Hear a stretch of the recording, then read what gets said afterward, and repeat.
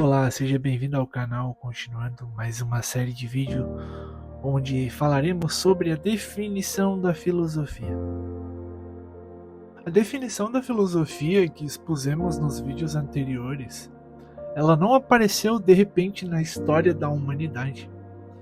Muito pelo contrário, ela foi resultado de uma longa e difícil elaboração, cujas fases coincidem bastante com a filosofia grega. Neste vídeo nós vamos comentar por cima sobre cada uma das fases, porque entrá-las a fundo para poder explicar cada uma delas levaria muito tempo. Ou melhor, levaria mais vídeos do que apenas um. Primeiro ponto é a filosofia como ciência da natureza, que é uma das fases dela. Os primeiros filósofos gregos, aqueles que eram pré-socráticos, ou seja, que vieram antes de Sócrates, eles entendiam a filosofia como uma investigação sobre o princípio fundamental da natureza. Cada pensador propôs um elemento diferente como origem, melhor, que um elemento diferente fosse a origem de todas as coisas. Tales de Mileto, por exemplo, acho que é Tales de Mileto, definia a água, outro definiu o ar, Heráclito definiu o fogo e por aí vai. Pitágoras ele defendia os números como a origem de todas as coisas, e Demócrito vai definir que os átomos são a origem de tudo. Pois bem, o que importa aqui é que a primeira fase da filosofia foi essa, onde tudo era muito ligado à natureza. Claro que no século XIX o positivismo ele vai retomar essa visão de filosofia como ciência da natureza, reduzindo a filosofia a uma síntese de conhecimento científico, abandonando a ideia da metafísica, que é algo além da física, que é algo um pouco fora da realidade, que vai mais a fundo, por assim dizer. Outro ponto importante de mencionar é a filosofia como ciência particular. Muitos de nós já vimos questões, ou melhor, pessoas se definirem como céticas, outras praticarem o estoicismo, que é muito popular entre os coaches no Brasil. Acontece que esses são movimentos que nasceram na filosofia antiga. E tudo tem como base em Sócrates, que ele vai centrar na ética, principalmente com a frase "conheça-te a ti mesmo". E isso contribuiu para o método filosófico universal que busca as definições essenciais, ou seja, influenciou Platão e Aristóteles. É curioso pensar que o estoicismo ele nasceu nessa época, com autores como Marco Aurélio, como Sêneca e não vou lembrar outro de cabeça. Mas são movimentos antigos, são fases da filosofia, onde tratava a filosofia como algo particular, como algo de conhecer a si mesmo, de ver a si mesmo, tentar entender a si mesmo. É claro que a filosofia ela tem outras fases, como por exemplo a fase lógica, a fase artística ou a mística, por exemplo. Basicamente compõem o mesmo grupo. E algumas vertentes eles vão priorizar a razão pura, que é o idealismo, enquanto outras vão enfatizar a intuição irracional do ser humano. Um dos autores que aborda bastante isso é Schopenhauer, tanto que você vai ver uma escrita um pouco mais melancólica, mais triste. E claro que vai ter aqueles que vão levar a filosofia, o saber filosófico na fé cristã e na tradição, que são movimentos mais para frente. Também é interessante lembrar a ciência como, ou melhor, a filosofia como ciência universal e pelas primeiras causas. Uma coisa interessante, vamos retroceder um pouco no tempo. Platão e Aristóteles eles acabaram por consolidar a filosofia como conhecimento das causas primeiras. Platão, por exemplo, uniu questões morais e naturais. Por outro lado, Aristóteles definiu a filosofia como o estudo do real mediante as causas e princípios.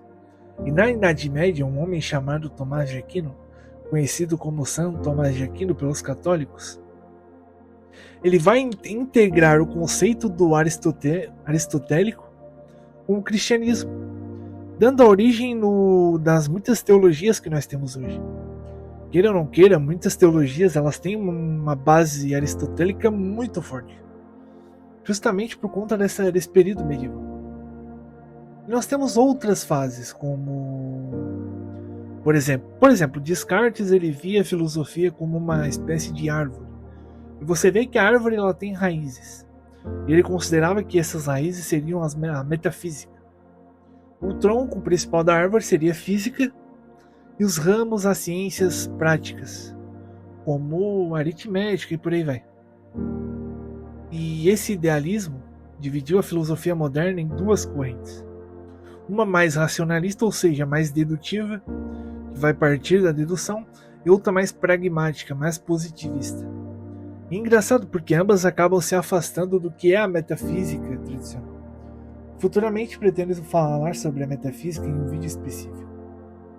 Pois bem, nós temos também a fase da fenomenologia, muito popular no século XVII e XVIII por Husserl. Ele vai propor essa fenomenologia como um método de análise dos fenômenos. E é algo bem difícil de explicar mesmo. Eu só estou dando uma pincelada por cima. Porque muitos interpretam a fenomenologia como estudo de uma existência concreta. Então é uma parte da filosofia que existiu, mas é muito chata de explicar. Talvez eu nem tenha conhecimento por isso. Por fim, uma das mais populares, que é o existencialismo, que é a filosofia como existencialismo. E ela é muito fundamentada em Nietzsche e Husserl também. E o existencialismo ele vai o quê? Ele vai priorizar a existência sobre a essência do ser humano. Ou seja, analisando a experiência concreta do ser humano. E ela também vai dividir em duas vertentes, como subjetiva e uma ontológica. E cada uma delas, elas vinculam a uma transcendência divina.